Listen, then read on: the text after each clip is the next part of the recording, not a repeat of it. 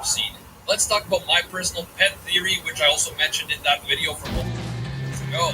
I think that Hisashi Midoriya might really be leading a double life, but not because he's a villain. I think he might be an undercover agent who infiltrated a villain group either in Japan or abroad, and that is why he hasn't been in touch with his family and why everything about him is so secretive. Undercover agents have to completely alter their lives for their undercover assignments, and often they have to cut off all contact with friends and family. Deku's dad's behavior is definitely consistent with someone on a top secret undercover mission. Maybe a mission that involves international villain syndicates, international criminals, and international heroes. And with international heroes like Stars and Stripes now entering the story, this might be the perfect time to finally introduce Hisashi Midoriya as an undercover international hero who finally returns to Japan in its time of need. This scenario is one of the few possible scenarios that could realistically explain why Hisashi has been missing for so long, without his absence being nothing more than it's crispy. It's creamy. It's Kinder Bueno. a meme. So that is why I personally like this theory. Okay, it is finally time to talk about the craziest, mind-breaking theory about the tragic fate of Deku's father, Hisashi Midoriya. In that MHA video that I talked about previously, I discussed the theory that Shigaraki was actually born quirkless, and that his quirk decay was secretly transferred to him by All For One when he was 5 years old.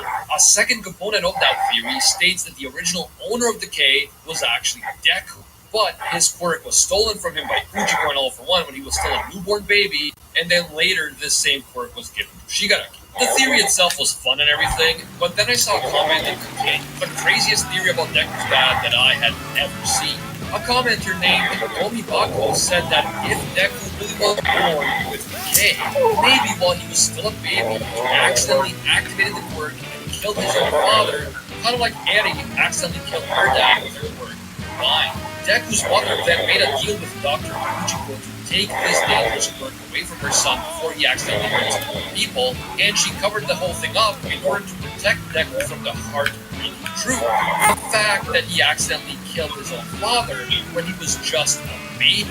Everything we know about Hisashi, including his working abroad and his fire-breathing quirk, could just be part of Inko's cover-up.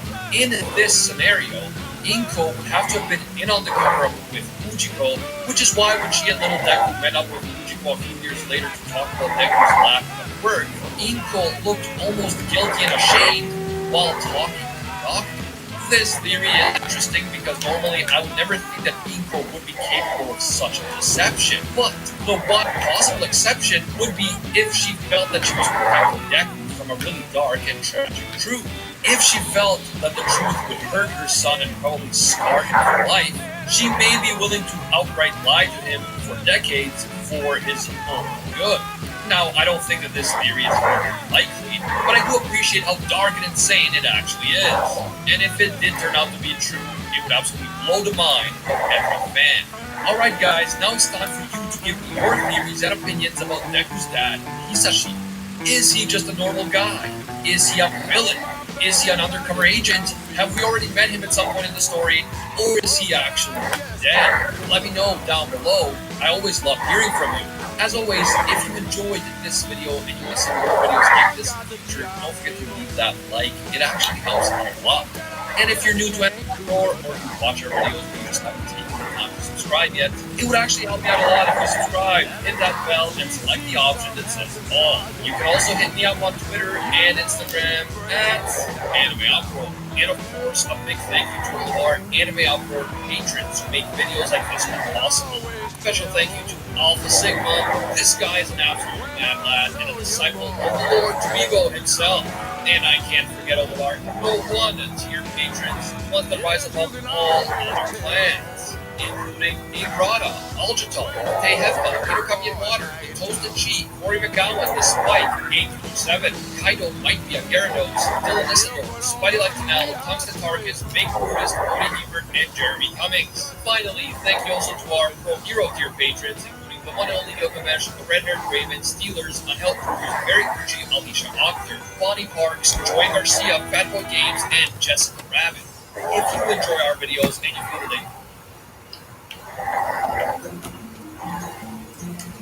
And if you said Fulfill every wish with the sparkling gift set. Shop today at Pandora Jewelry.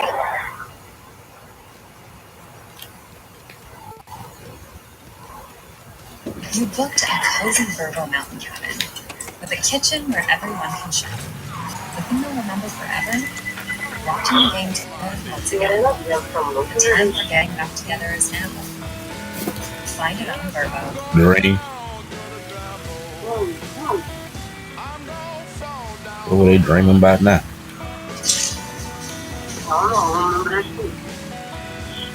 What's going on, Legionnaires, and welcome back to Comic Breakdown. If you're new to the channel, do me a favor and hit that sub button, hit that notification bell, and make sure you're not missing any of the awesome content we have coming out. Now, for this video, we're going to be diving into Sword, issue number 5. Now, if you haven't been keeping up with the Sword line, don't you worry. We've been covering every single issue of it. Go ahead and check out the link in my description, as well as the top of this video. It'll get you completely caught up on this line. Now, Sword, it kind of had a little bit of a break. Because of the King in Black event, we saw that crossover. But now we're getting back to the real Sword storyline. And so right now, on Krakoa, Fabian Cortez and the Quiet Council are going to discuss the rules of murder. Now, this is written by Al Ewing, art is by Valerio Shatai, and cover is by the Saint. And with that being said, let's dive into this breakdown. Alright guys, so as we jump into this issue, we jumped to Planet 453 at the edge of the utopian free space. Currently under the occupation by Weasel of Chitta Clan. And what we see here is Weasel, Prince Weasel, asking for his armada to be able to go through free airspace. But the prince is being told that he's not allowed, because the Kree can't be seen taking sides. And so they're staying completely neutral, not allowing anybody to go through their airspace and do any kind of battle with anybody else. Because right now the prince is at war with all of his siblings. It's kind of a war to see who gets the throne. And as he sits here and curses the Kree that's on the screen, he tells them not to go to sleep, to always keep one eye open, because he's going to be coming for him. But in this same instance, we see an assassin come up behind the prince and slit his throat right there on the spot. And this is when we're taken to the hatchery, and Cortez is being woken up. There's no grand celebration or party for his rebirth, even though he didn't really help when it came to the King of Black event. There's no ceremony, there's no reaffirmation, and no clothes. But this is where he gets taken to the Quiet Council, and everybody that is here has gathered to the Quiet Council. Not all the members are here, but we are seeing individuals like Abigail Brand. And Cortez looking around, seeing all of this going on, he's like, no, 10 minutes ago I was dead, and I am now in an important meeting with no clothes on, two of man's greatest nightmares in quick succession. Like, what am I being punished for? And Magneto tells him, your grand plans aren't going as planned, but this is your chance. Either you speak now or just leave.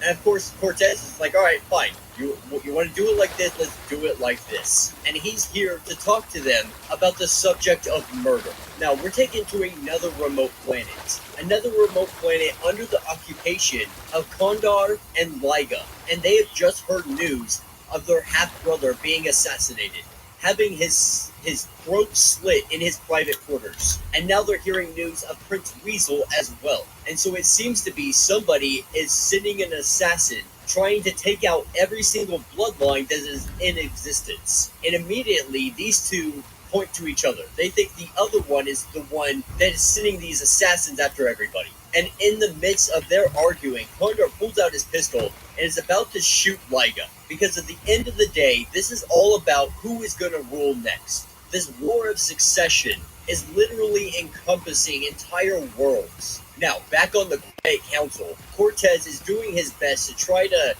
demonstrate why murder should be allowed, why they should be allowed to kill people. And his argument is, their oppressors humiliated them, stripped them of everything they were, and never took their feelings into consideration. And yet now still, they do everything they can not to make the humans mad. And his logic here is, it's not their fault that they don't have immortality. It's not their fault they don't have a hatchery. And it's a natural living cycle for them. They live and they die. So why is it that we would be punished if we were to kill them when they're already technically dead? They just haven't reached that point in their life yet. And he's not saying this out of malice. To take a human life in the course of their business, it should be a regrettable thing. But how is it murder? How can it be murder if they've already died?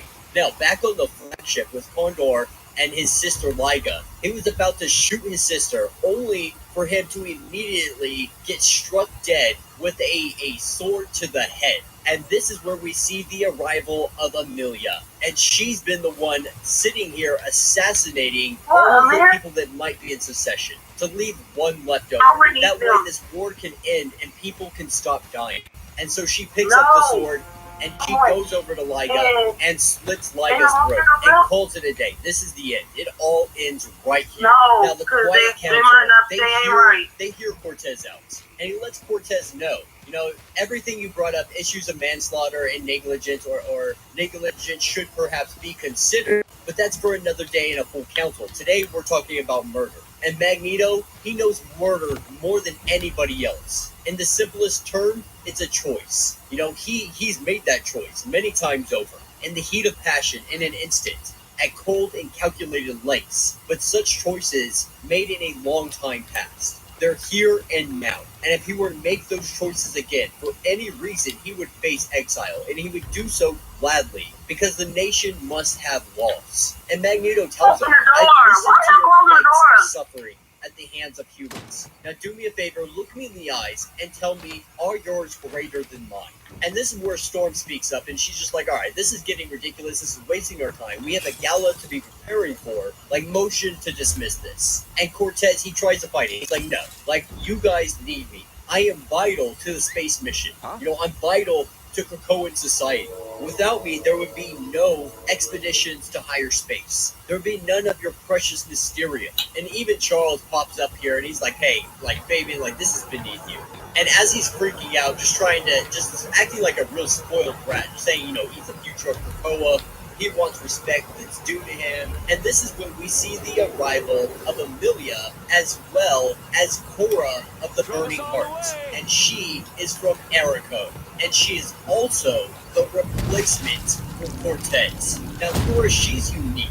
She's called this because her heart literally burns in her chest, a furnace in her ribcage, the flame in her life force. If she keeps it to herself, it makes her stronger, faster, and more dangerous in combat than 10 trained soldiers. But the real interesting thing about her abilities is she can share it out. Anyone close to her she can fill with the same burning energy she has. In doing so, boost their powers to levels far beyond normal. It's an ability she barely used on Erico because to use something like that would be considered weakness. But here, with the X-Men on Krakoa, it's definitely going to help take them to the next level. And just like that, Fabian lost his job and the Quiet Council calls it a day. Now, Brand, she's headed back up to Sword Station, and Magneto's going to head with her. Everybody heads in their different directions, and we have Fabian Cortez left sitting here, naked, shamed, and out of a job. And we can only imagine what he's going to do next. Then we're taken to Sword Station 1, the Peak. And Magneto talks to her about the assassination. That hurts. Right now we have a murder no human law, but does that law apply to only Homo sapiens? Is life not more or less an effect, in boys. space? If that's the effect, then what's the cause? And if so, how do we assess this and do we charge people for this? And her rebuttal is, is it murder if it's in defense of a nation of planets, thousands of planets? The Snark War destroyed her father's home planet. So for her, she ended the latest war of succession the cleanest way she could, by picking the winner. And Magneto tells her, just be careful in what you do. And this is when they walk into a room that is full of Mysterium. And that will be the end of this issue. So let me know what you guys think down in the comments. This one was actually a lot of fun. And I say that in the regards to Fabian Cortez really thinking that he was irreplaceable until someone from Erico arrived. We've been waiting for the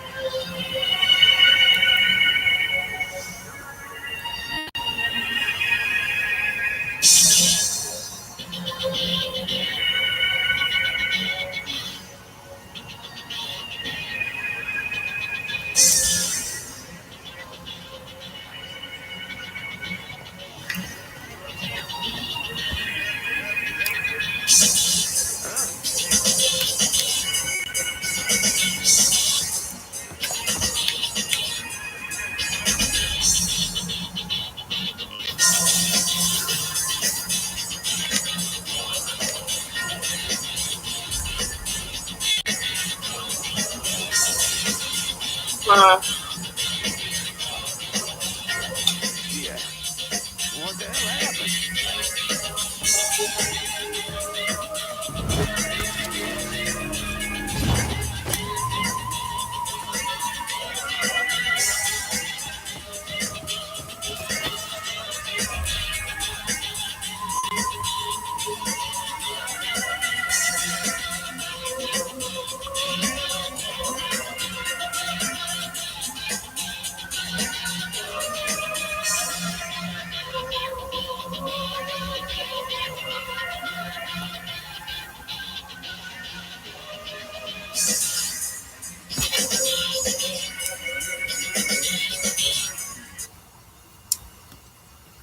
Want a game like a pro?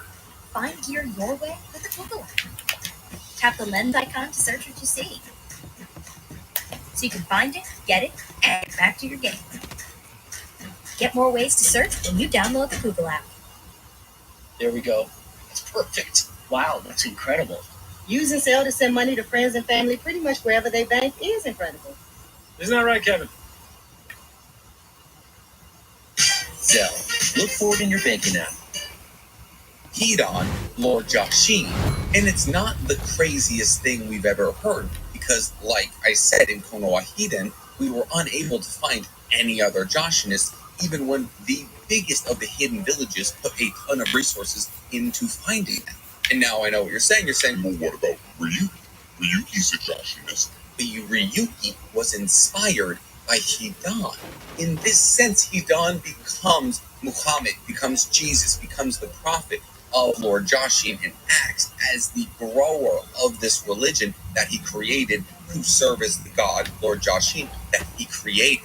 Obviously, this theory isn't nearly as much fun as the second one, which is that Lord Joshin is actually the god of the Otsutsukis. And you could say that this story is a bit corroborated by the existence of Ryuki, who was trying to achieve the immortality that Hedon had achieved by sacrificing many people, specifically women, to Lord Joshin. Ryuki implied that by murdering and destroying so many things, Hedon was able to receive his blessing from Lord Joshin, and he was simply following his path.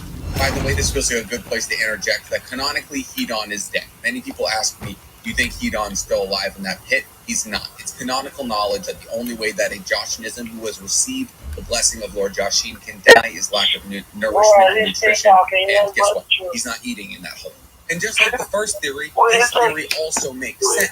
Because who could grant immortality other than the god of Otsutsuki? Even Otsutsuki themselves are immortal. We've seen Momoshiki. So in order for someone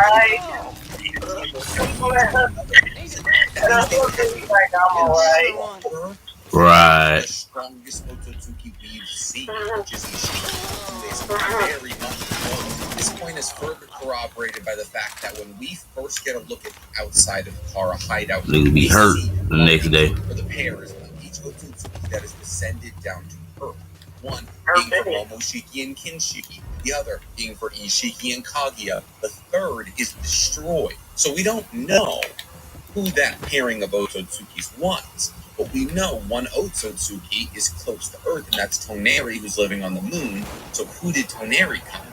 Probably Lord Joshin. And even take it one step further than that, look at what happens to Momoshiki when he absorbs Kinshiki. He gets black marks on his faces, and he ascends to this godlike level. Looks a bit like what happens to Hedon when he enters his immortality, doesn't it? Then, think of the weapon that Hedon uses to stab himself. The sharp, pointy black stick looks a bit like a true secret orb that's been made into a sharp stick, right? It's the same color. It looks like the ones that Ishiki uses to shoot at Naruto. Not implying that Ishiki has true secret orbs. He doesn't, but it looks like a decade totem. As to why Lord Joshin didn't defeat the earth and grow a spirit tree and eat the fruit, we don't know. We can only hypothesize, essentially. Maybe Toneri betrayed him. Maybe Hagoromo and Hamura were still around and they were able to fight him off. All we know is the only people capable of granting immortality would have to be the god of the Otsutsuki. So if I've convinced you that it was either Hedon's mentality or the god of the Otsutsuki descending down to Earth in order to rain chaos and possibly make Earth an easier place to turn into a spirit tree and then eat the fruit of, go ahead and like this video. Subscribe to the page and hit that noti bell. Because if you liked this video, then boy, oh boy, do I got news for you. There's more to come. Whether imagined or not, I think we can all agree, Lord Joshin's a scary guy.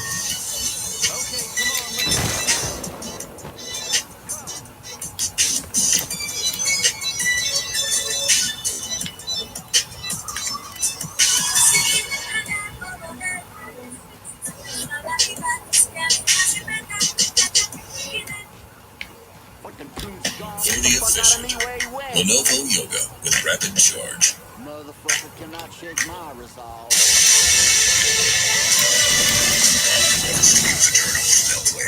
Your hand is trash? What? Been there before. What do you mean? I don't want to do this. Known somebody with some trash. Guess what? It's happening. So how about since I'm doing Oral something, sex. I don't understand. something What I want you makes to trash? do, which is like A lot. What you mean? Without further ado, this is the definitive rankings and explanation powers of every single Sharingan user, well, at least the important ones that we see in A lot. and in order. So obviously, we need to start with the weakest. I'm pretty sure you grew up Sharingan across some that bad we ones in get your to day. see any screen time to, and that would be I don't know how to. Itachi. I don't have to do You're that so as a part of mad. your shit. Why are you mad? I'm kidding. It's Izumi. For those of you who don't Everybody remember, is Izumi not is on that. Itachi's girlfriend and actually awoke her They all Sharingan couldn't eat great. Itachi did. She was actually kind of a child genius. Most everything we know about her comes from Itachi's Shinden, from the bright light. She awoke her Sharingan when her father was murdered by That's not bad Kurama, shit. like half of the village.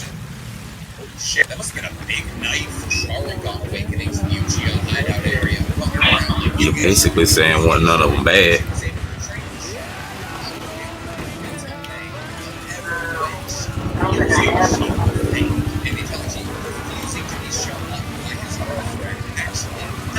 That brings us to our next installment of people who are currently dead. And second lowest on this list of Sharingan users comes from Mikoto Uchiha, aka General Evil Sasuke's boy. Not a lot is known about her abilities outside of the fact that she had a Rito-based Sharingan and was the only place she ever really went wrong was having a second son. This brings us to our oldest person on the list, Tajima Uchiha. And right about now, you're probably saying, who is Tajima Uchiha? and I don't blame you, because he's Madara's father. But just because you don't know him doesn't mean he wasn't a complete and total badass. He was actually the clan leader of Uchiha when Madara and Hashirama were children. And he was Butsuma Senju's eternal rival, just like how Hashirama and Madara would become eternal rivals. He, like Mikoto, had a three-Tomei Sharingan. If you're sensing a trend here, I don't blame you. But he was incredibly powerful with his Kenjutsu. Kenjutsu being the use of sword. In the first great ninja war and earlier, used swords more. The real testament of his strength is simply his age. He lived his entire life in a warring age with the Senju, and he was old. His entire life he fought and he managed to survive, which is a huge statement towards how powerful he was. And since we're talking about powerful Uchihas, it's about time we got to an installment. Columbia Council of Neighborhoods. What? For specific reasons. Will be hosting a forum between Dr. Bustles and Tyler Bailey. Also known as Shisui's grandfather. But how do we know he was so powerful? Godspeed, player. Well, that's because Shisui openly admits that his grandfather was stronger than he was. Think about that for a second. This is Shisui of the body flicker technique. This is Shisui of the Kotsumatsu Kame. So, did his grandfather also have the Kotsumatsu Kame? What made him stronger than Shisui? And it's here that we have to make a couple of assumptions. But, for the sake of an argument, let's say that he did have the Kotsumatsu Kame. Which means he could simply rewrite a person's entire memory personality with a simple look. He actually doesn't even have to make eye contact with him to make them believe something fundamentally in their core. He could look at me or not even look at me and say, "You think you're blonde, and for the rest of my life, I would think this was blonde." In fact, he was so powerful, he was actually selected to be on Toby Rama's protection. Yeah, you know them two. How They don't like powerful showing up does them type Uchiha thing. have to be selected to protect Toby Rama? But he was I'm pretty sure I know they will. I know Oddity will. Sus full of vigor right now. She done took that all that hate and turned it into energy. Speaking of sons getting screwed over by Donzo, the next Now you ain't got nobody to piggyback off of on the main stage, Tyler. Quite honestly, I think he's critically under-talked about and underappreciated. He, like Minato, you don't have nobody else's platforms to solidify down into your platform. So,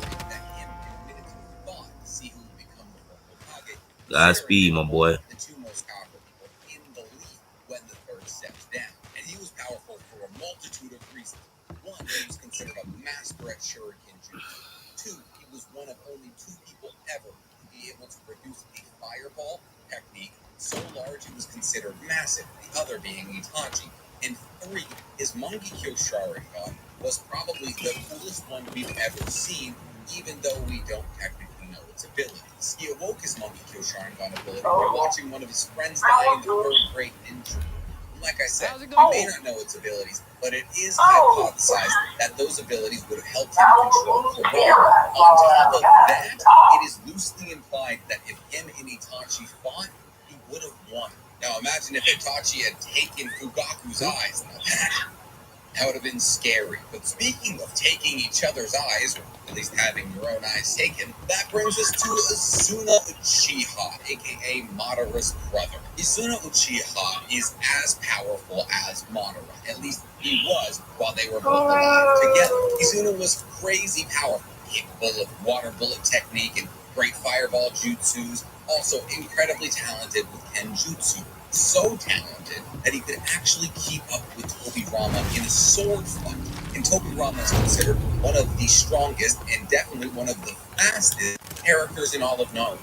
Well, he kept up for a little bit, and then Toby Rama did a flying Raijin slice, which, that being said, if you've never seen anyone teleport before, flying Raijin slice is going to catch you off guard a little bit. On top of the Kenjutsu and the Ninjutsu, Izuna actually also awoke a Mangekyo Sharingan, the same as Madara's. And just like with Madara, we do not know the Sharingan's abilities. What we do know is that he blocked out of his face. So even in death, Izuna was able to help Madara get way more powerful.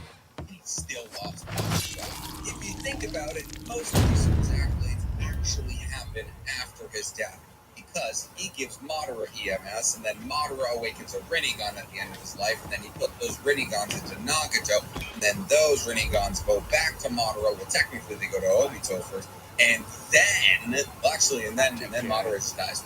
And speaking of people who are absolutely dead, next up we have Shisui. Yes, you heard me right, Shisui is dead. But that doesn't mean he wasn't incredibly powerful in his lifetime. And I know what you're thinking.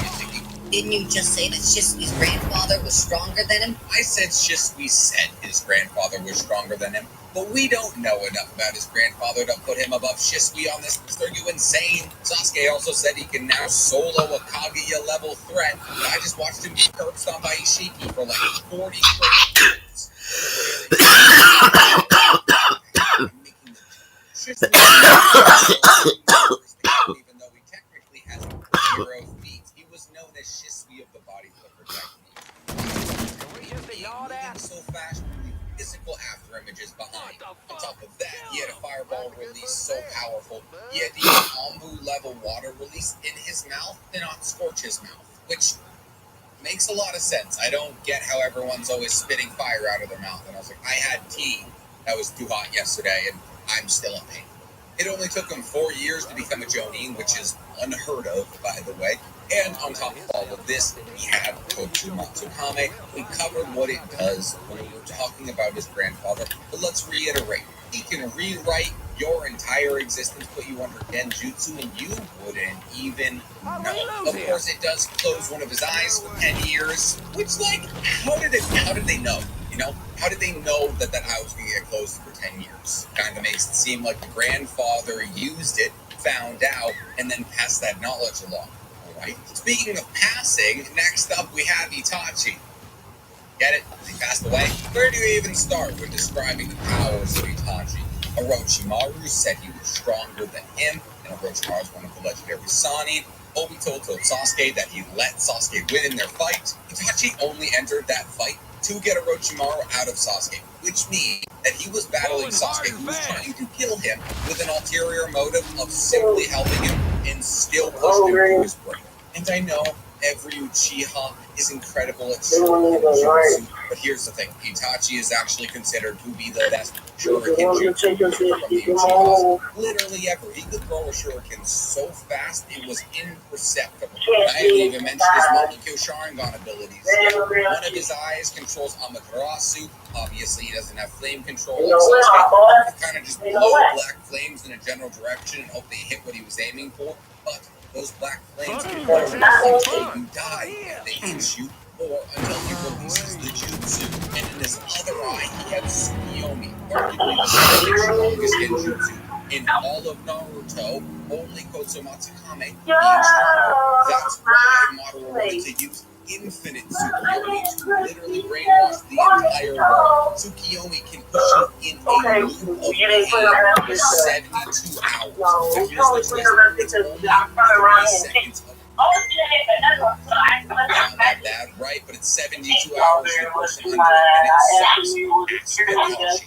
On top of that, he also has the strongest Susanoo ever created, and guess what? It wasn't even perfect. The Susanoo is able to deflect any ninjutsu thrown at him. So how does Itachi deflect any ninjutsu ever sent at him? Well, the Susanoo he carries the Yato, and the Yato can literally change its chakra nature depending on what ninjutsu is being sent at it in order to nullify anything ever sent at it. To describe how utterly insane this is, the Susanoo is considered the perfect defensive mechanism without a Yatamir. This means even if he wasn't using the Yatamir, most jutsus wouldn't affect him.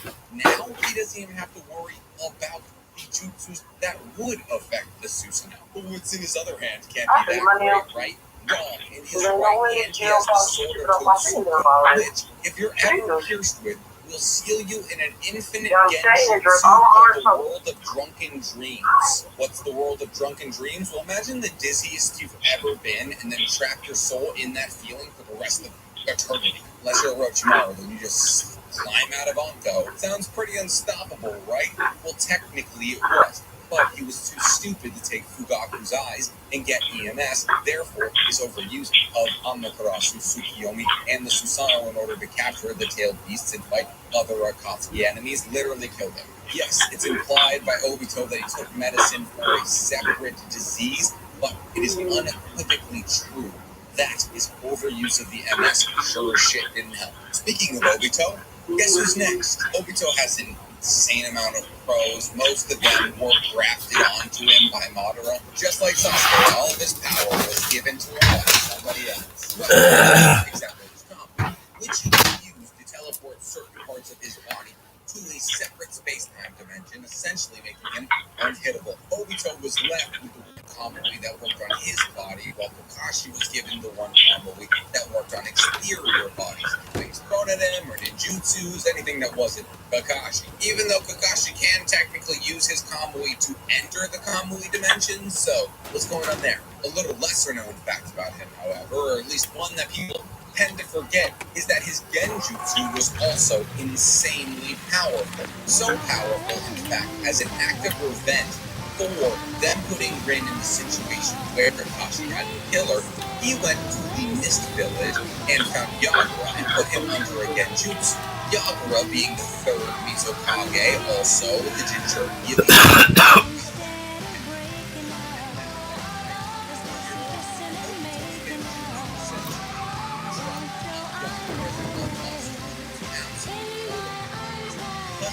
Insatiable rage and anger rumor that the Genjutsu caused Viagra, he actually created the blood mist village, causing him to kill comrades in order to find the strongest people. And this went on for years until Ao came to the mist village and used his stolen Viagra to see that Viagra's chakra networks looked as though he was under Genjutsu.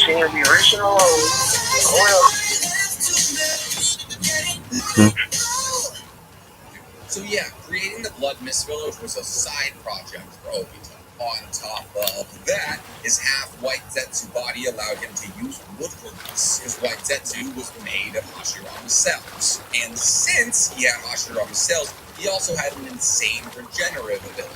So much so that even using his Kamui every day, any chance he got, that he did, his Kamui never got blurry or blind, because any damage he did to his Kamui was instantly healed by the Hashirama cell. Speaking of damaging Obito, next up is Kakashi. A lot of Kakashi's pros are very well known. He's one of the favorite characters in all of Naruto, but the first and most well known, I would say, is the fact that he is known as Kakashi the Copy Ninja. Kakashi, just by watching you do a jutsu, can copy it and remember it for later use. Using this method, he has copied over 1,000 jutsus. On top of that, he actually is the owner of one of the strongest summons in all of Naruto. His Ninken summoning, his Ninja Dog summoning, allows him to birth 8 dogs or just one individual dog who is paid at any given moment.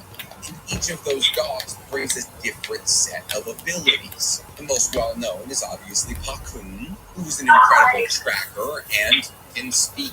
However, the rest of the ninja dogs are also capable of forming combat strategies, digging underground and sniffing out enemies popping up, grabbing them so Kakashi can Chidori them just like he did to Ren.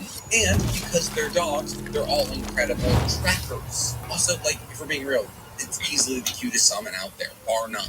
And we already talked about his Kamui. He's able to open a rift to a different space-time dimension where he can get rid of anything from his dimension he no longer wants in his dimension. Like True Secret Wars, or Datara's arm. But when he got both of the Kamui, he became one of the strongest people in the history of the show. For one, he was now able to teleport things outside of his body and his body, making him essentially the perfect melding of Kakashi and Obito. But more than that, he was given the strongest Susanoo in the history of Susanoo. Using Kamui shurikens, Kakashi was essentially able to throw a projectile the size of a small cow at an enemy and have it jump between dimensions on its way to you. That doesn't sound terrifying? Well, it should, because it's essentially unescapable. Kakashi could simply throw a shuriken that will bisect you if it hits you, pop it into the Kamui dimension, and have it pop out directly behind you. Speaking of bisecting people, you can ask Tsunade about this one. Next up, we got Madara. There's a lot about Madara that the average public just doesn't know. My hair has just decided to quit mid-video. He technically was a Sage Master, though he never trained in Senjutsu. He would just naturally take in nature energy. Little tricks like this helped him once he fought for 24 straight hours with his Sharingans activated. He had massive reserves of chakra. Oh, and on top of that, he was one of the best sensor tech ninjas ever born. He could literally detect someone's chakra from villages away. We don't know what his Monkey Kill Sharingan abilities were, just like with Izumi, but they were so powerful that they were able to control Kurama. And so powerful that they were able to put Kurama in a summoning contract with Madara. Not to mention he could then put Susanoo armor on Kurama. And don't even get me started on his actual just Susanoo, because it once cut a mountain in half. Also, he was a genius. He literally programmed one of his eyes to use Izanagi on him so he could rewrite reality and bring himself back to life. Say what you will about the end of Shippuden, but if Kaguya had never shown up, Madara would have won. Speaking of the end of Shippuden, the next installment we have is actually from Boruto, everyone's favorite Uchiha, Shin Uchiha. I did just say Shin Uchiha is stronger than Madara, and that's something about Naruto. Because he is. I know that sounds absolutely bonkers. But I need you to realize how No, I was far listening in to that earlier. strength Naruto, Sasuke, and Sakura came from the war arc to I actually do have my Naruto is between 4 and 5 times well, it's in stronger. alphabetical Sasuke order. is between 7 or 8. Sakura is probably close to 20 or 30 times stronger than she was in Shippuden in Boruto. And that's who Shin Uchiha was fighting. Shin fought Naruto and Sasuke simultaneously in these stronger forms. And I know what you're saying, Sasuke slapped the taste out of his mouth, and you're not wrong. But Sasuke himself says that he can battle 1v1 against Kaguya level threats, and Kaguya would kill Madara.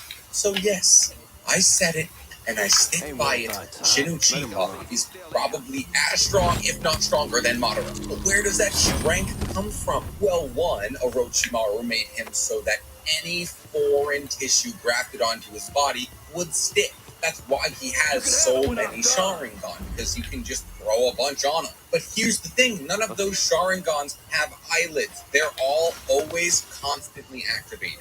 Do you guys know how much chakra it takes to keep a Sharingan activated for even just a short amount of time? Shin Uchiha has like 17 Sharingan constantly activated them, and one of them is a Monkey Kyo Sharingan. His Monkey Kyo Sharingan ability allows him to teleport anything he wants, a bit like Flying Raijin, or anything within a specific area of him when he activates it. On top of that, it also allows him to control anything that he touches. Therefore, he uses it on a bunch of weapons and uses them as little flying objects that he throws at his enemies. And obviously, people are going to want to be like, oh, beefed up 10-10, but here's the thing, he's a lot stronger than 10-10. Also, there's like 60 of him. Speaking of Shin Uchiha, we have another person with a Sharingan, and that would be Sarada. Obviously, I stand on the take that Sarada will one day become stronger than Sasuke. If you haven't seen my video describing how she will surpass him, it should be right about here. Go ahead and check it out. But for the moment, we'll just call her simply the second strongest Sharingan user of all time. Nick, that's a ridiculous take. She hasn't even awoken her Monkey Kyo Sharingan yet. You're right. But also her story's not done, and I am scaling on the potential here. Sarada was able to awaken her Sharingan, not by watching someone die. Nope, just by having her shitty father come home.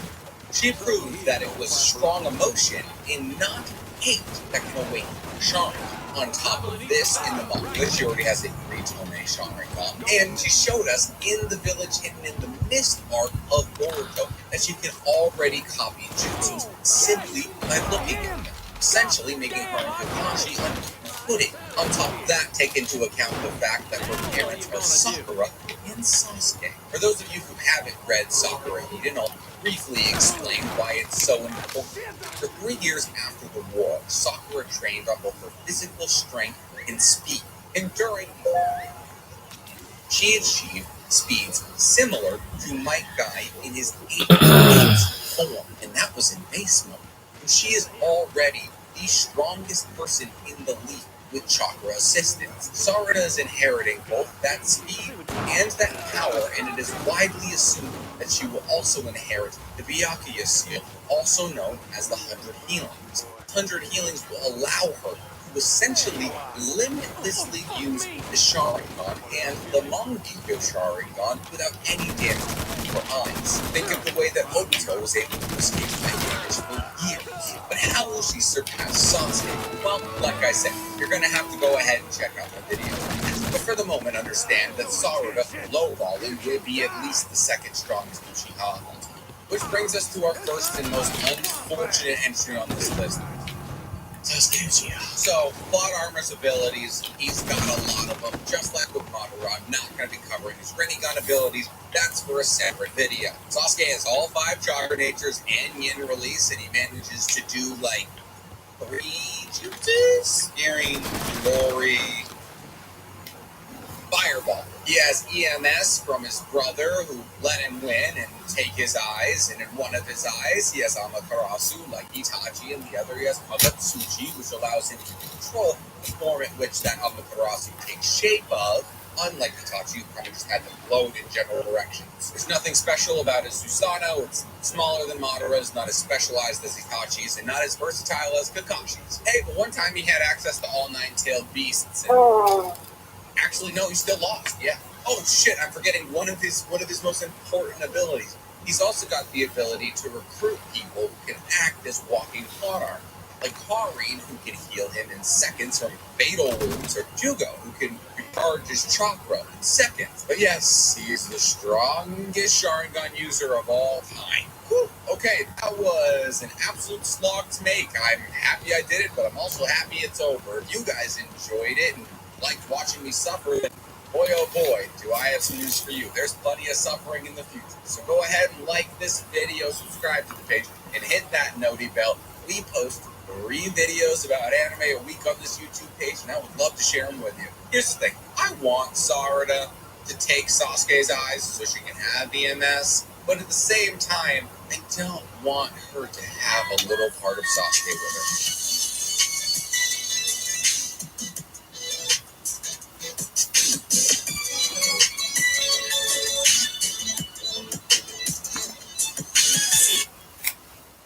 With My Health Pays from Ambetter, members earn rewards by completing healthy activities, helping them save on their health insurance. See you later.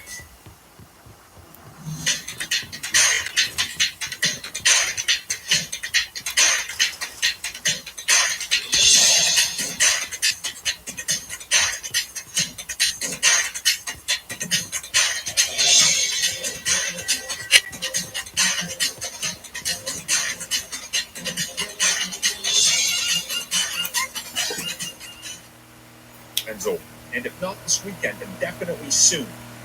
Scoopers.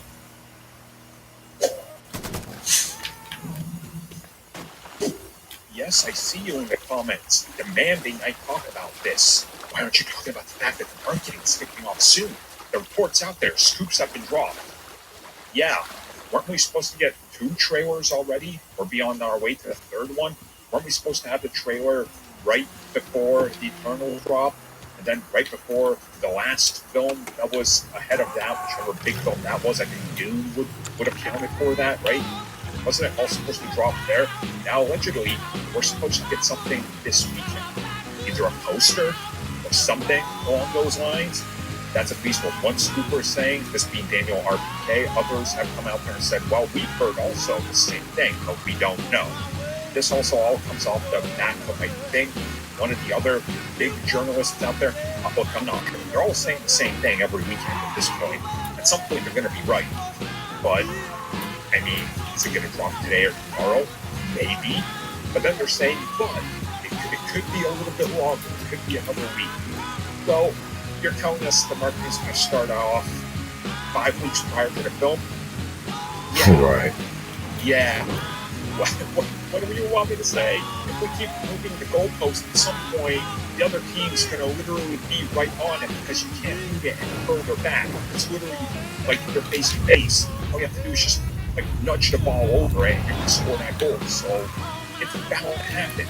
Is it dropping this weekend? I don't know. We're supposed to be something last weekend and last Thursday and last Monday and the Tuesday before that and the Monday before that and the Sunday before that and the Tuesday before that and the Friday before that. So pick any given one, something's going to drop at some point, right? My assumption is, and this is just again my assumption, Sony will have something ready to go with Ghostbusters and or Resident Evil. That's their 2 next big films before Spider-Man. Not releasing something for those would be extremely stupid, considering both of those are literally about a month out from the official release of this film. So, give or take another week, the marketing needs to kick up. Now, whether a scooper is right or not, I don't know. Refer to Reddit, where everybody's going, oh my god, seriously again, this again, we're just all supposed to believe this again. I guess, because at this point, people are hungry for anything. Make no mistake, they'll probably take it out on Sony if something doesn't drop this weekend, because they can't tell the difference between scooper that may or may not make something up, or may or may not know something, and official releases, which were never promised because they never said anything. Remember last year, where the Sony exec said you'll see something in regards to Spider-Man in November, and then nothing came out? That was correct on Sony, So it's really and fucking then over. you went to his social media pages and it was literally like, please stop sending my children threats. Just, I'm sorry. Yeah, they don't want to means repeat Joe's that really again because dead. people are very immature and stupid. Good friend of mine. It's more like family. Me and him tried to do something big for this motherfucker named Leo Galante. That face that is usually covered by her phone has finally made an appearance. That face wouldn't be doing that if you weren't staying at a bourbon like It was a couple of years that I didn't know if your Joe was together alive or what. awaits in Binding the When Verbal. did you know? Maybe 4 or 5 years after I got sent down here. I still had a little pull back home. I kept some feelers out. And when word comes back, one of the guys I shot down over Oh my Joe God, that's not funny, was licking. Jesus. And someone heard him going on about some loudmouth Leo wanted him to put down. So epic that even the main Yeah, character that same Oh my loudmouth God, cost that's this guy not his front teeth and cracked one of his eye sockets. Sounds like Joe didn't make it easy for him. You're goddamn right. Ain't no one taking Joe Barbaro down without a fight. Oh my gosh, Joe managed to get loose. Was on the run for a while. Paul Welting and a couple of guys up there were helping. Instead, they turned him around. Anyways, he ain't the one who One of my fucking hands on. favorites. Smashed his face all to hell. When it When was over, they didn't leave much for anybody to find. You sure it was Joe? If he moved If it wasn't him, him, she have been if Joe living was still there. alive, he would have found me by now. He just left here. I feel like we're ready to break our jets. Taking down those fucks on my list. Thanks, Lincoln. The celestial, the god of this universe, and sacrifice on our civilization so that all that's left is a Disney Plus subscription. Robot, what advanced alien racist thing our god is too.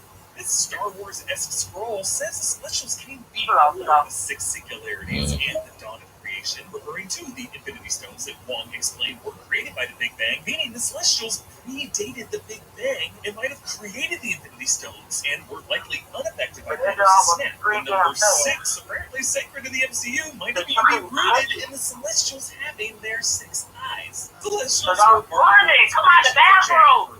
giant armored space gods. Okay, you need to go to grandma's bathroom, because that's where y'all like to use the bathroom at. Don't use my bathroom, because guess what? Y'all don't clean it up. Nowhere is the severed head of the celestial. Yeah, my bathroom.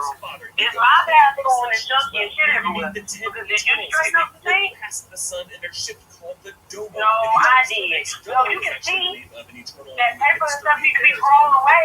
You can see that. You got all the 4 or 5 different jars with a nail up there. If they empty, you need to throw whatever's away.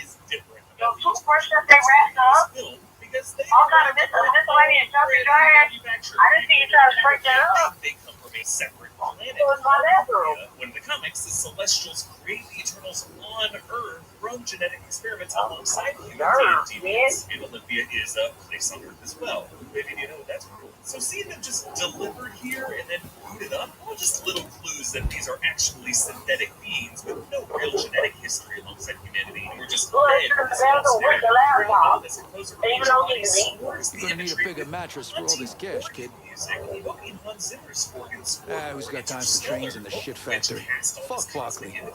Tones of a church, inviting us to behold Oh, these shit, I almost there. Yeah. The Domo looms into view on ancient Mesopotamia, 5000 BC. Director Chloe Zhao's imagery showing the Domo in profile as a rectangular shape evokes Brother, the did you mysterious blow it symbol up? of the monolith in Stanley, which symbolically served the same function My as boy the ain't Domo's gay. here. It's on It's fall. tech coming from above, allowing early humans to finally evolve. An amphibious deviant washes up, much like the seminal first fish that jumped from water to land in our evolutionary history. But unlike the deviants in the comics, these have a silvery, wispy anatomy, like the barbs of a catfish. It's gonna sting you. It's all stringed together into these mythological forms, like griffins and dragons. Notice how they come with a second set of eyes, 4 in total, which links them visually to the celestials. Those planets have 6 eye circles. The deviants just need 1 below, and then Eternals and humans 1 rung below that.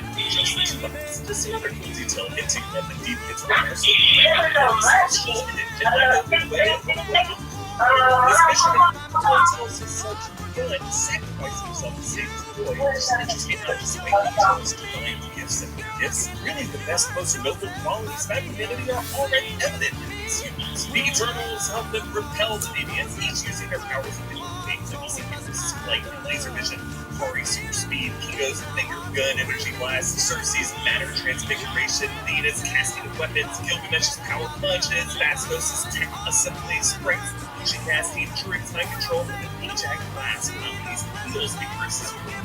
Notice how whenever they use their powers, they all kind of take the same form. Flow of golden cosmic magic emanating from the contours of their armor. Actually, they had seen Kori's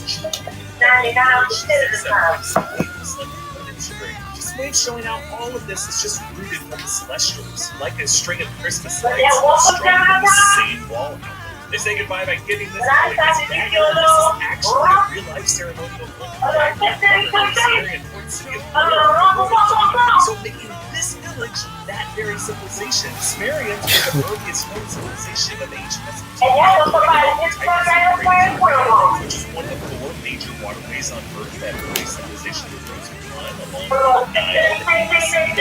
This bill suggests that these stars that rival all of human civilization at night was the Eternal's arrival, and Zhao frames that spark with this handoff evoking Michelangelo's creation of Adam, God on the right, and the left. The studio's title card eventually opened up in Flash and Furries and Liquidations on the 6 sides. We also see Shang-Chi added to the Marvel Studios. Then we hear the music of the Fluids and Time, and then the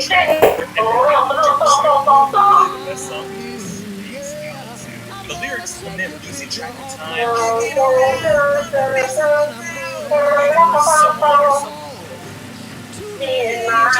Eternals have been stuck on centuries today.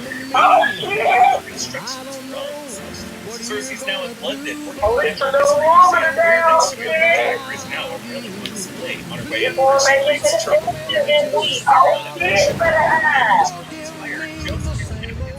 Dinosaur fossil to these previous apex predators in a classroom, Dane Whitman quotes poet Walt Whitman. In this broad birth of ours, amid measureless grossness and slag, enclosed and safe within its central heart, nestles the seed of perfection. Going on to say that the poet's optimism in humanity echoes our recent universal victory, the return of half our population. Of course, referencing the events of the Avengers Endgame, but also this quote foreshadows how in our Earth, within its heart, nestles the seed of a celestial. Cersei, of course, lectures about apex predators, foreshadowing the return of the apex predators and deviants. Then at Dane's birthday party, Cersei gives Dane a ring that he notices from the Middle Ages, and it bears a Whitman emblem. Dane Whitman becomes, in the comics, the Black Knight, a successor to a long line of warriors who all bear the ebony blade, the first bearer being Dane's ancestor, Sir Percy of Scandia, who lived during the reign of Arthur. Cersei says this raven is his family crest. In the comics, Black Knight's chest plate bears a raven emblem. Dane asks Cersei, Are you a wizard, like Doctor Strange? I'm sycamore. Cersei's powers come from the Celestials, but the eldritch magic of Doctor Strange and the sorcerers may very well come from the same source. Later, actually, Cersei transfigures a boulder into birds, visually similar to how Doctor Strange turned one of Thanos' attacks into butterflies in Infinity War. The deviant attacks them in Camden Lock, and Sprite tries to distract it by casting duplicates of herself and Cersei. Though notice how when the deviant knocks her down, it breaks the illusion and the duplicates fade away. Now, Sprite's duplicates aren't tangible like the duplicates that Loki can cast with his sorcery. So Icarus arrives to help, and Cersei turns a crashing double-decker bus into rose petals. Cersei finally admits to Dane the truth about the Eternals' history, claiming her understanding that she came from a planet called Olympia, and Dane asks, Why didn't you guys help fight Thanos? Or any war, all the other terrible things throughout history?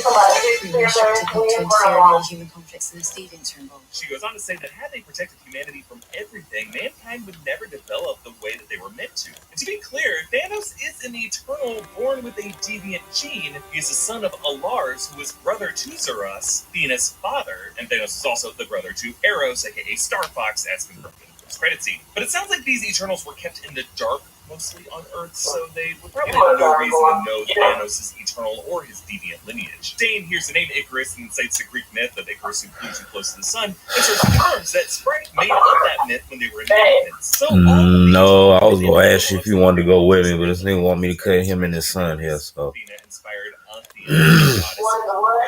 go with me, but he want me to cut him and his son here, so.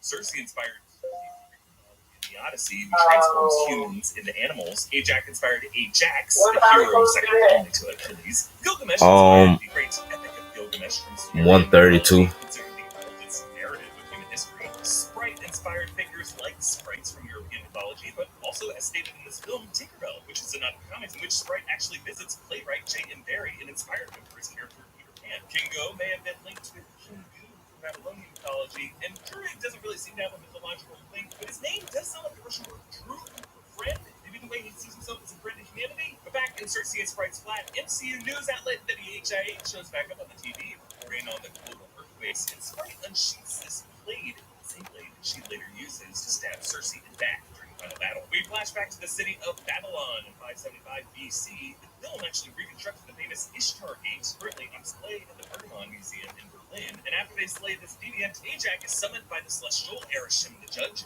who visually push out achieves this awesome scale with Ereshim's whole design. Asteroids and other space dust orbiting his massive orb. Also, there's a scratch from the weather, giving him a semblance of age and experience. At least compared to Jemiah's cleaner armor, and the later shot like these big battle stars from we could go.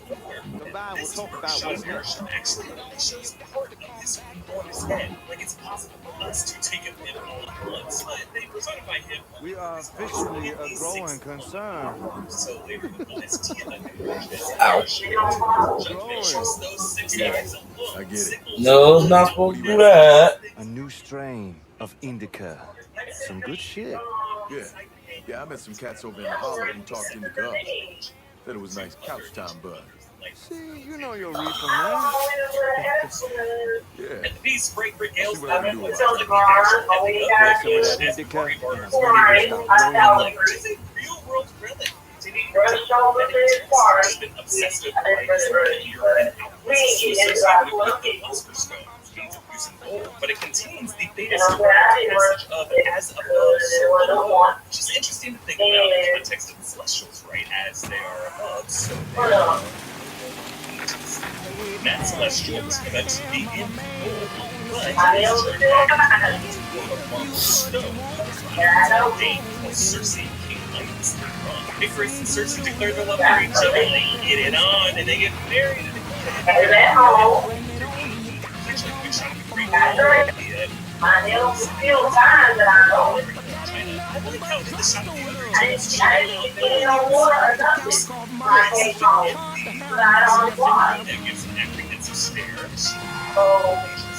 Cersei's right Icarus arrive at Ajax, South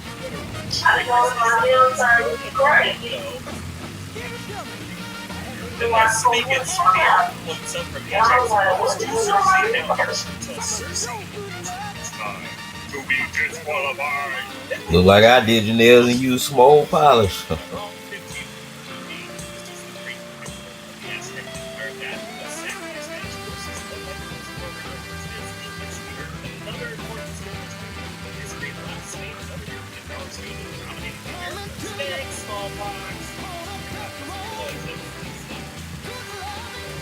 Anyway, seeing these Spanish soldiers wipe out the Aztecs with firearms, it's painted into and suffers a breakdown from that weird, which they played fine as line fracturing.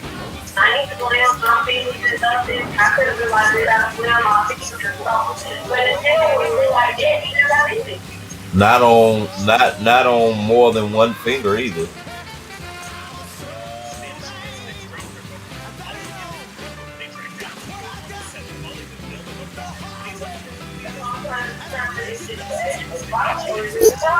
He introduces my favorite being Peru.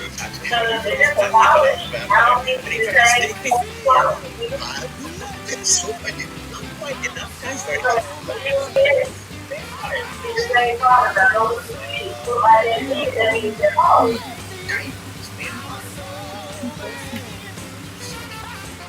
It's interesting how vampires are increasingly becoming a thing in the MCU set stage. Promise that gets delivered in the final sequence of the post-credit scene where a vocal cameo by as the MCU's playing. Bingo joins them, despite a little sequel shoot who mentions how they just got GS to the cameo, which I feel like is going to be a meta nod to a pop star cameo in this week's post-credit scene of a superhero. franchise. On Kingo's private jet, he collects Captain America's original shield from the first Cap film. He also shows his movie posters in which he poses multiple generations of his own phony dynasty, like his great-grandfather, his grandfather's father, etc. The movies include titles like Yuba Prim, Toliko, Kel, and Phantom Gun. Looks like an 007 type movie. But notice how he changed up the facial hair of each generation. If you think about it, this would have been under 100 years of history, so 5 generations means that Kingo refused to wait too long before reintroducing himself as like a younger, better-looking son. It's so funny. He like craves the spotlight that much. Cersei tells Kingo in Karoon's documentary that she can turn rock into water, rock into wood, and rock into metal. Could be a bit of foreshadowing in final act. She transformed gold-colored metal back into marble rock, but also maybe you could see this as a way that she could have helped turn rock into vibranium, with her and Bastos helping the Wakandans in various ways. Now, before I continue, getting called sir or ma'am or dude is not as cool as getting called lord or lady. Established Titles is a project based on a historic Scottish custom where landowners are referred to as lairds, or lords and ladies in English. They let people buy as little as 1 square foot of dedicated land so that they can call themselves a lord or a lady. In return, Established Titles commits to planting a tree. It's just a fun way to help preserve the beautiful woodlands and biodiversity of Scotland while raising funds to support local conservation efforts. Established Titles work with local charity Trees for the Future and One Tree Planted to help them plant a tree for every order. Plus, for those with Scottish heritage, it's a great way to connect to your family roots, or just a great fun option to give as a gift for a loved one. So this is the title I got. I'm getting real kick out of this. Your title packs give you a numbered plot of dedicated land on a private estate in the medieval capital city of Scotland, and an official certificate with a crest. Here's a map where it is. They have a special Lordship, Ladyship, and Kingdom of Scotland bundle, which features a hand-drawn map of Scotland by famed cartographer John Speed. They're also running a special early Black Friday sale. So go to establishedtitles.com/newrockstars and get 10% off any orders. That's establishedtitles.com/newrockstars, or click the link in the description. In Australia, they find a corpse of a deviant that Gilgamesh killed recently. Thinks it's beautiful, showing how beauty truly is a matter of perspective, and also making me suspect that Karoon could be a Skrull who, on the Skrull planet, evolved from a medium race. I don't know. Gilgamesh compares Karoon to Alfred in Batman, one of 2 references to DC superheroes in this movie. That's Superman with the cape and he'll shoot his laser beams out of your eye. Now, obviously, the MC references external pop culture all the time, but DC references in particular almost never come up in the MCU since Iron Man in 2008, aside from a very quick Superman's reference in Iron Man 3.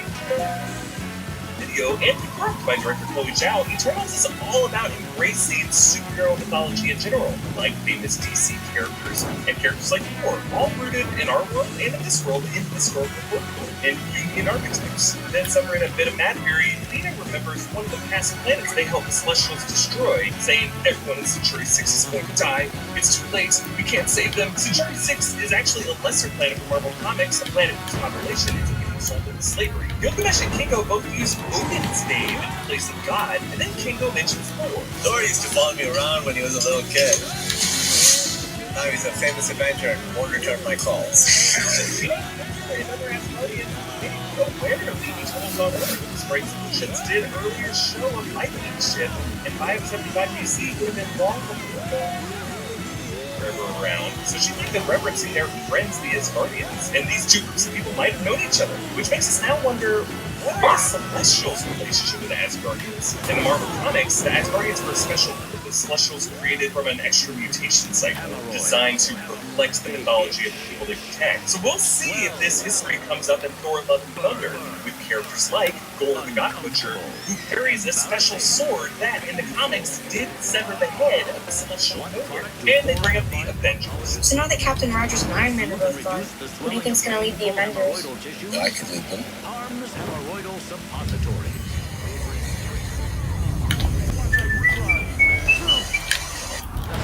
Harmless formula. Yeah, tell me Chris that he ejected. Reduces the swelling, soothes the burning, makes life once again worth living.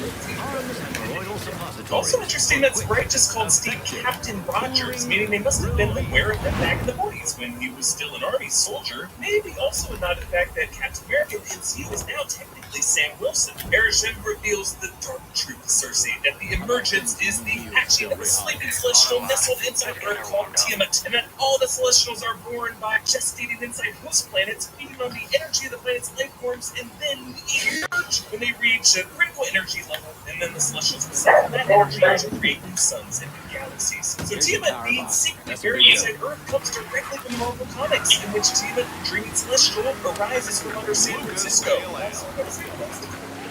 For change, Arishem shows him crashing up the crust of the Earth shortly after the planet's population resurges after Bruce Banner ended the flight of Avengers Endgame, and in that moment you can see specific population centers suddenly repopulating spot in Wakanda. As Tiamat's giant head reaches up to the surface, you can see the city of electrical grids suddenly flickering out.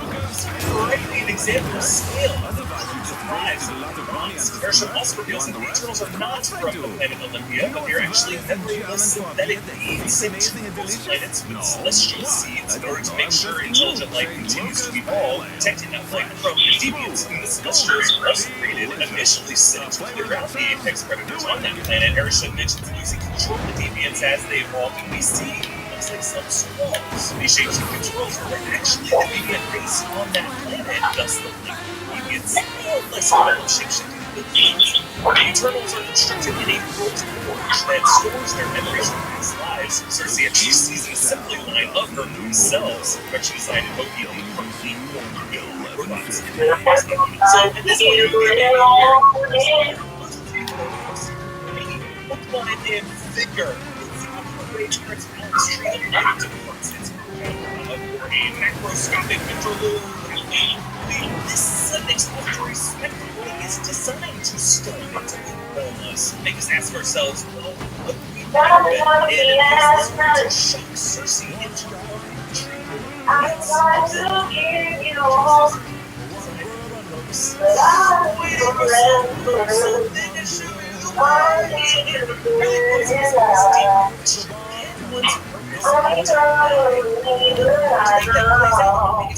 Kingo argues, we're not bad guys, we did our jobs.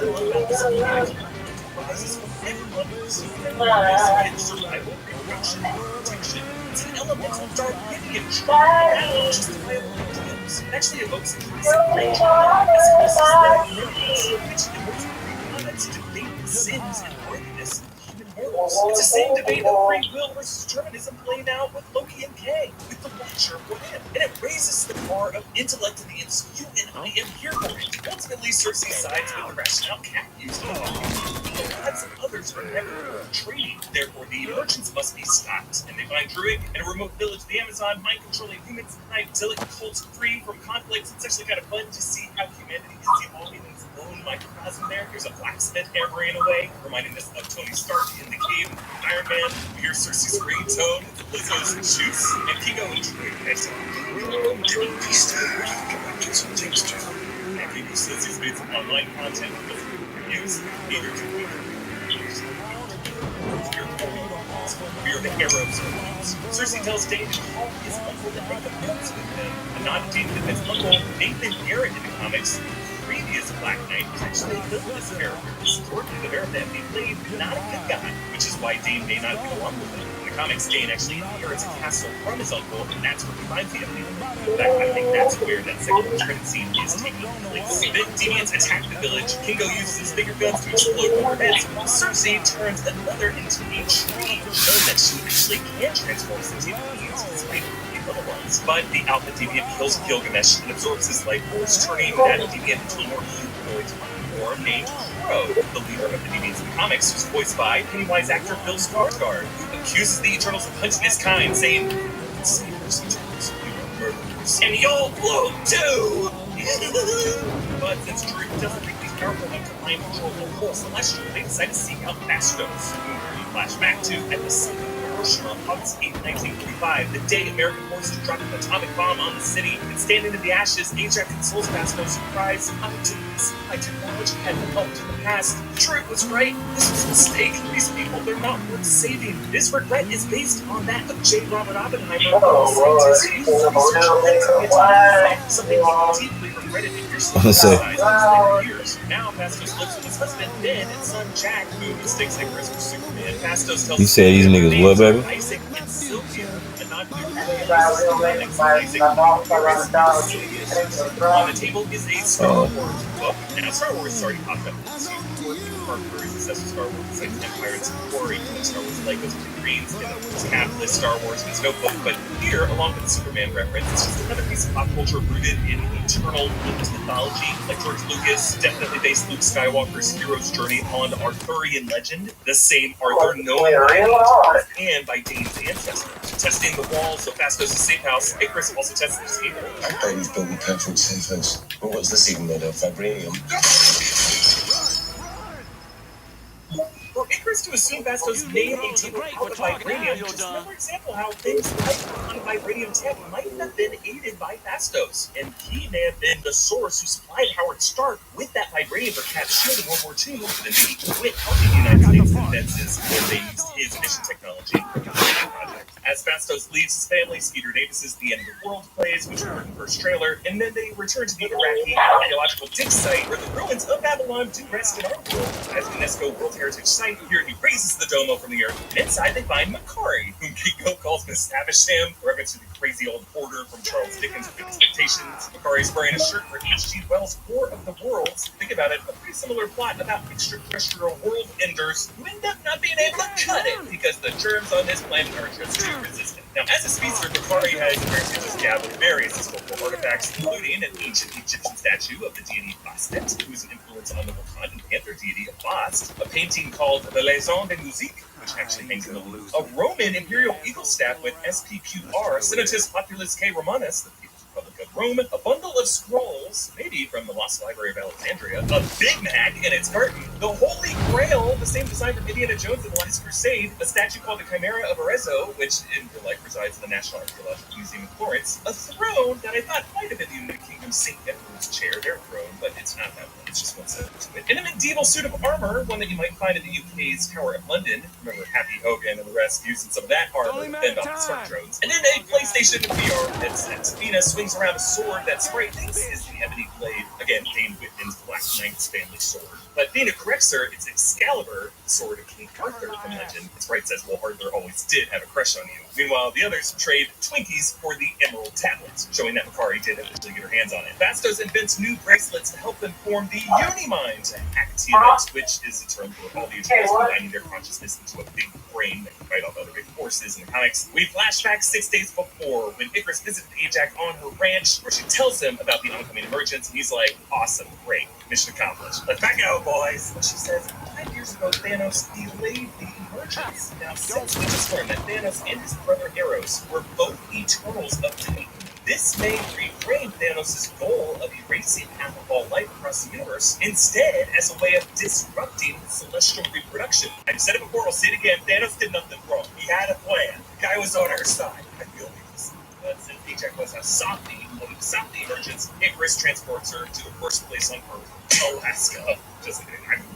But there's a melted glacier with some oil workers being fed on by unfrozen deviants. But the deviants now attack Ajax, killing her, stealing her healing power, and then regrouping and spreading south. Now, as the emergence begins, Makari zips all around the world looking for that hatching point. I love the way they depict her speedster abilities in this movie. The world zips past her rapidly, including this year past the Christ the Redeemer statue in Rio de Janeiro, as opposed to often how we see speedsters in other movies where they use relative slow motion to show super speed. Both look really cool. This is just a whole new way of showing it. I really appreciate it. And then she finds that point at an island in the Indian Ocean, and look behind her in the background, there are a couple of oil platforms drilling away. This just gives us that backdrop of a reminder of just one way our humanity doesn't care about this planet that the Eternals are fighting to save. Icarus reveals his betrayal of Ajax, and Sprite ends up siding with them. She does. Now, Kingo, I thought was interesting, does side with Icarus in theory. He can't let go of his function, but out of not wanting to hurt his family, he benches himself fight. Sprite Houdinis herself and Icarus out of here. Actually, in the credits montage, there's a poster for a Houdini magic show with Sprite here, suggesting she might have influenced the great magician in this game. So backup plan Bastos has to extract Cersei's spear as kind of a backup Activa, setting up this final battle on Volcanic Island. Icarus crashes the Domo, Cersei stalls the eruption, Makari and Bastos use some awesome moves to pin Icarus hold down. Ajax seems to appear to Cersei until a trick by Sprite, who stabs her in the back, and the Druid clubs Sprite in the head. Dina battles Crow in a cave and just needs to slice him apart, but still Tiamat emerges. It looks epic and sad. I loved how this Cersei's to combine her strength with the others to reverse minus Icarus breaks free of Bastos' restraints and angrily fires his laser eyes into the sky. Icarus watches memories of Cersei rewind their time together, back to their wedding day, back to Babylon, into the first moment they set eyes on her while they were still in say something to say immediately, not quoting whatever version of language it was back then, to Cersei the day that he proposed. And so he fulfills his mythological destiny and lies way too close to the sea, like way too close, like into it. But despite this final conflict, Cersei can't help but feel grateful for the Celestials she just killed on the day of its birth. Crediting it for successfully my thing, she says Tiamat joined her. We became one, even with Icarus' Sprite, and that's all we know about Tiamat. It's just interesting to think that Tiamat might have been overlooked from Cersei's duped. Like, not all Celestials are on board with the Ocean's way of doing things, and might be all willing to grant the underlings like the Eternals more free will. It just gives us hope for whatever Celestial Eros is about to summon with this year. Answering questions is a premise. Original purposes can be and should be defined. And those credits we learned. Cersei turns great human, allowing her the chance to grow into an adult and life she always wanted. But the classic fairy tale. Dina departs work on the Domo alongside Tyrion and Wolverine. They're all seeking out Eternals on other planets, while Peggy and Cersei stay on Earth. But in the final scene, as Dane begins to Cersei that his family is complicated, and this is going to be the Black Knight. Clouds roll in the sky, and Arishem appears, zipping Cersei up to him along with Bastos and Kingo, telling them that choosing sacrifices will show the people of this planet. I will spare them, but your memories will determine if they are worthy of it, and I will return in judgment, allowing Arishem to complete his arc to become his title from the comics, Arishem the Judge. So this way, the film kind of leaves it open-ended whether humanity is worthy of its salvation, almost like a challenge to us to earn our right to exist. Now, if the movie Eternals didn't speak to you, it's totally okay. But is it the worst Marvel movie? Oh no, my friends. This film's deeper themes hit me hard, and I believe we will see the benefits of its contributions for years to come in the MCU. But I want to know your thoughts on the film in the comments below. You can support New Rockstars by checking out our merch options at newrockstarsmerch.com. Follow me on Instagram and Twitter at EABoss. Follow New Rockstars and subscribe for breakdowns of everything you love. Thanks for watching.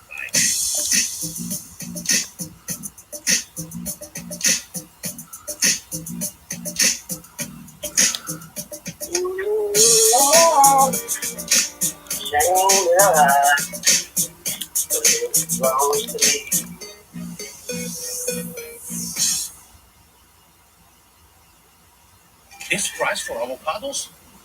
Lidl must have reduced overheads. They train exotic birds to smuggle avocados straight from the tropics.